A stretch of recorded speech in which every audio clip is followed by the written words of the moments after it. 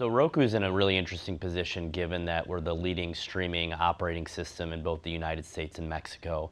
So we recently surpassed 80 million active accounts. And when someone powers on their TV or device for the very first time, they enter in a significant amount of data that allows us to provide different measurement and targeting and now shoppable solutions. So for years, Roku's business was primarily predicated on helping our publishing partners like Netflix and Disney Plus and others drive subscriptions. And what we found now is that consumers have more of an affinity for shopping on their television screen. And so given that we're the operating system, in addition to this unique data set, we also control the Roku remote where a consumer has the ability to just click OK to order products. And so we've partnered with third-party commerce companies such as DoorDash, for example, to enable ordering off the television screen. And so our first pilot was with Wendy's. So in addition to measuring upper funnel metrics that we all know and love from television that it's been achieving for years, they wanted to measure the downstream impact of if they offered a discount to consumers, would they transact on their television screen? So they ran a 5-week campaign with us offering $5 off your order of $15 or more. And so we served as not only in-stream video, but also through the Roku home screen with this offer to redeem on DoorDash. And so once the campaign concluded, we passed back exposure files to DoorDash to holistically measure the campaign. So in addition to upper funnel brand metrics and impressions served and affinity for Wendy's as well as consideration, we were actually able to measure view-through attribution, meaning did that consumer who saw that offer for Wendy's on our operating system ultimately go into the DoorDash app to make a purchase or purchase directly on their TV screen. And so we were really encouraged by the results. And as we know, watching television and ordering food goes hand in hand. And so in terms of Wendy's specifically, I think we were most encouraged by seeing that almost half of the orders of those individuals that were exposed to the ad came from new or lapsed Wendy's customers on DoorDash. And then about an 11% higher average order value from typical Wendy's orders on the DoorDash app. So being able to offer this incrementality and finding new audiences for a large restaurant partner such as Wendy's proves out the beneficial impact of shoppable television and the ability, like I said, to order food directly from the television screen, which is really powerful. So just to elaborate a bit more on that, when a brand or its agency comes to you and says, "Hey, we want to create a shoppable moment," what happens next? Is it like plug and play, or is there a big setup that you have to go through? Yeah. Or Well, the requests for shoppable TV and bringing brands more down funnel impact has only increased, and we see that across all of our verticals, not only in the restaurant space but CPG as well as automotive. And so we've actually enabled a new product called the virtual showroom that starts on our home screen that actually enables customers to start the car design and buying process from the largest screen in the home.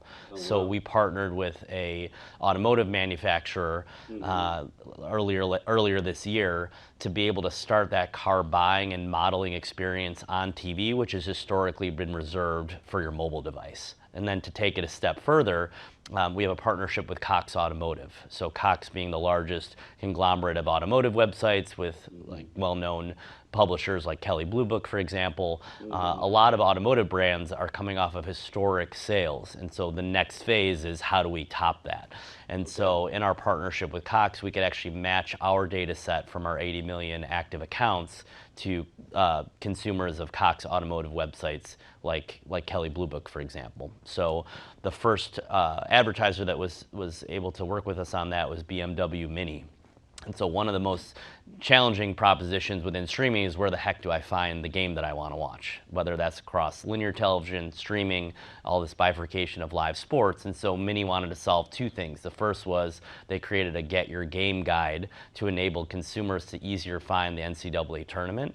And then we utilize our Cox Automotive partnership to be able to determine were the people that were exposed to that Mini game day guide then did they do down funnel actions like site visitations or even visiting the dealer itself to shop for a Mini. And we were really encouraged by the results. And again, so many of our commerce partnerships are offering incrementality. So about 60% of the consumers that actually saw that mini ad were new Mini customers that maybe hadn't even visited their website in the past. Well, I'm glad you brought that up. Is with the user interface and how it's being modified. It's such an important part of the viewer experience.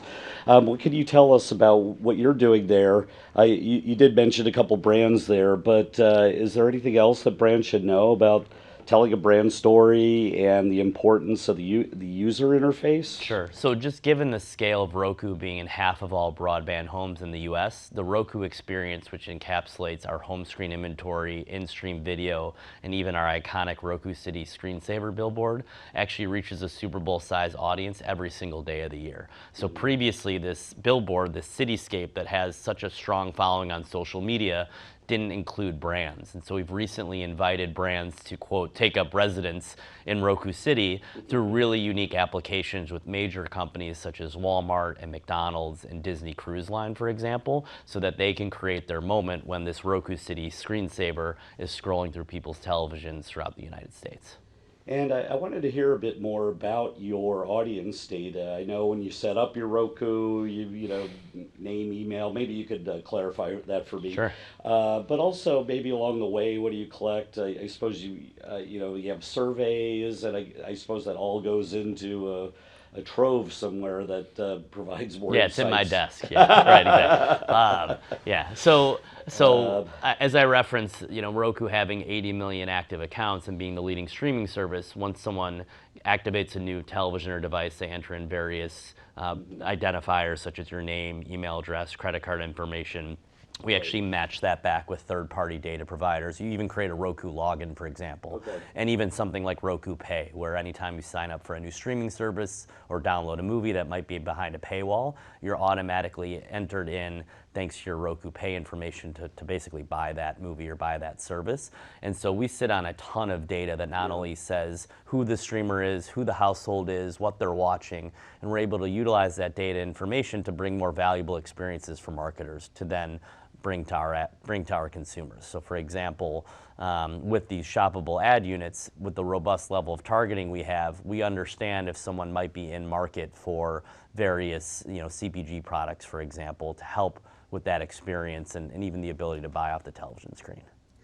And finally, I was hoping you could just tell us a bit about the Roku channel. I mean, it's interesting that you're a device maker, but you also have this free ad-supported television channel with original content and all kinds of programming. What can you tell us about that? Yeah, so now the Roku channel is a top 10 streaming app across not only SVOD but also AVOD. So it was actually born out of the fact that we saw through our search data on our devices that the #1 most searched term was free. So many people cut the cord and move away from cable because it was so expensive, and primarily because you're paying for channels that you weren't even watching. Right. And so given how expensive the various subscriptions have become, the Roku channel is an excellent alternative because it's all free ad supported. So initially it was all library content, whether that was licensed movies or TV shows, but we've really moved heavily into the original space and even won awards for Weird, which is the Al Yankovic biopic, which is a really entertaining watch. So we're spending more on original programming, given that the amount of engagement on the Roku channel only continues to increase as we see it from our consumers.